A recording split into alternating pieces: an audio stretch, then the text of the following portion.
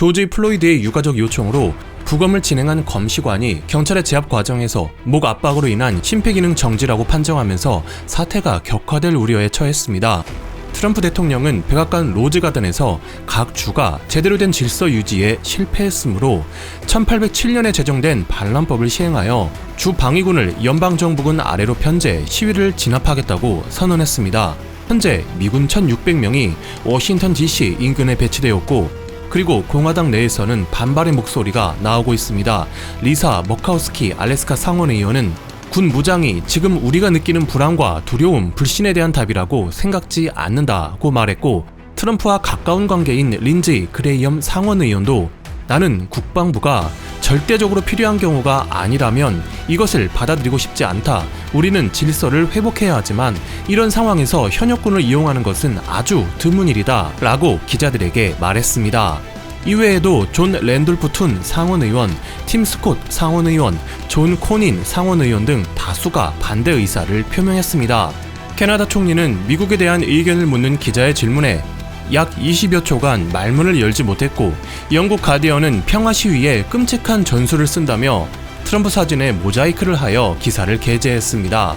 현지 시간 1일 밤에는 워싱턴 DC 차이나타운에서 미 육군 소속 전투 헬기 블랙 호크가 저공 비행하며 시위대를 위협하는 일이 벌어졌습니다. 이에 대해 워싱턴 포스트는 퇴역 장성들까지 전투 헬기를 투입한 것에 경악하고 있다며 자비를 뜻하는 적십자 상징까지 붙인 것은 공군 변호사 출신 레이첼 벤난딩험 사우스 웨스턴 법대 교수의 말을 인용하여 제네바 협약 위반이라고 지적했습니다.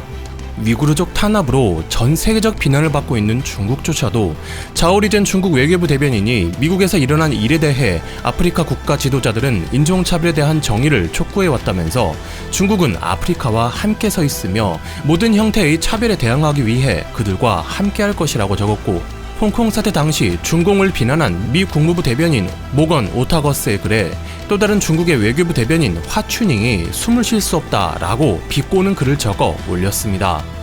코로나 대응 실패와 이번 시위로 재선에 먹구름이 끼었다는 의견들이 많지만 역으로 현 사태가 트럼프에 도움이 된다는 의견도 있습니다. 소요 사태가 일어나면 이를 진압하는 과정에서 사회가 보수화되는 흐름이 다수 나타난 바 있기 때문입니다. 1992년 LA 사태, 2014년 미주리 사태에도 폭행당한 사람들, 약탈 피해를 입은 상점에 미디어의 카메라가 집중되고 주도자들이 사법 처리되는 과정이 생중계되며 여론이 보수에 기운 전례가 있습니다.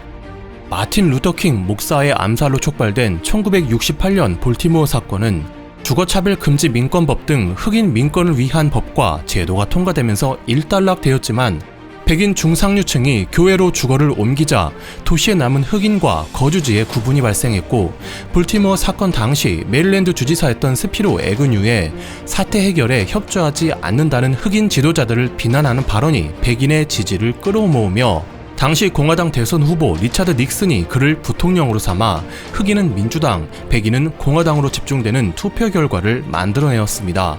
이 사건 이후 미국의 진보적인 자유주의 운동은 쇠퇴했다는 평가를 받고 있습니다. 약탈, 방화, 폭력 시위는 정당성에 대한 호소력을 낮추고 흑백 분리를 심화시킨다는 의견이 나오며 시위대 내에서는 평화 시위를 해야 한다는 목소리가 커지고 있습니다. 조지 플로이드의 형제 테런스 플로이드는 여러분 대체 무슨 짓을 하고 있는 겁니까? 여러분은 아무런 도움이 되지 않습니다. 그런 행동은 절대 제 형제를 돌아오게 할 수 없습니다. 라고 마이크 앞에서 의견을 피력했습니다. SNS와 커뮤니티에는 한국인이 했던 것처럼 미국인도 똑같이 해야 한다는 의견들이 쏟아지고 있습니다. 폭력도, 약탈도, 방화도 없는 평화 시위를 해야 한다는 것입니다. 이 같은 필요에 1일 뉴욕 퀸즈 아스토리아 공원에서는 일체의 폭력 행위를 배제한 촛불 시위가 열렸고, 하와이에서도 캘리포니아 테메큘라 시청 앞과 패서디나에서도 비폭력 시위를 지향하는 촛불 시위가 확산되고 있습니다. 미국인들은 온라인상에서 다음과 같은 반응을 내놓고 있습니다. 한국에선 150만 명이 시위에 참가했고 2만 5천 명의 경찰이 출동했지만 단 한 건의 폭력도 없었어. 이 영상은 2017년에 공개된 영상이야. 한국의 촛불 시위인데 폭력은 일절 없었지. 부디 한국처럼 평화롭게 행동해줘. 폭력이 있어선 안 돼. 한국은 문명화된 나라지. 미국의 야생적인 사회와는 많이 달라. 한국은 22주 동안 평화로운 촛불 집회를 열었고 폭력은 없었지. 그들은 민주적인 기적을 이루겠어. 미국도 똑같이 할 때야. 조지 플로이드를 위한 촛불 시위에 투싼이 고요했어. 어떠한 폭력도 없었지. 수천 명이 더욱 강하게 함께할 수 있었어. 오늘 이웃과 함께 촛불 시위에 나섰어. 나는 봉쇄 후 그렇게 많은 사람들과 함께 있지 않았지만 많은 이웃들이 마스크를 쓰고 서로 거리를 유지하고 평화롭게 변화와 정의를 외치고 있는 것을 보고 감동받았어. 세일럼에서의 촛불 시위. 오늘 밤 나의 작은 고향에는 조지 플로이드와 BLM 운동을 위해 모인 1000명 이상의 사람들이 있었는데 매우 강력했어. 지난 며칠 동안 미국 전역에서 일어난 혼란을 보면 2016년 한국의 평화 촛불 시위가 얼마나 큰 위협을 이루었는지 실감할 수 있어. 수백만 명의 한국인들은 조용히 촛불 시위에 참가했지. 우리도 마스크를 쓰고 자신의 권리를 찾기 위해 모든 나라가 일어서야 해. 만약 미국이 한국처럼 할 수 있었으면 나는 정말 우리들이 자랑스러울 것 같아. 미국이 한국으로부터 자유에 대한 수업을 받을 수 있을 것 같아. 미국인들은 규칙을 따른 적이 없다. 그것은 우리의 DNA에 없다. 모든 걸 태우는 약탈자들과 멍청이들이 없었다면 한국처럼 하는 건 쉬울 거야. 한국인들은 폭력과 약탈이 스스로를 해친다는 것을 이해할 만큼 충분히 똑똑하다. 일자리도 잃고 자원도 낭비되고 지역사회는 더 가난해진다.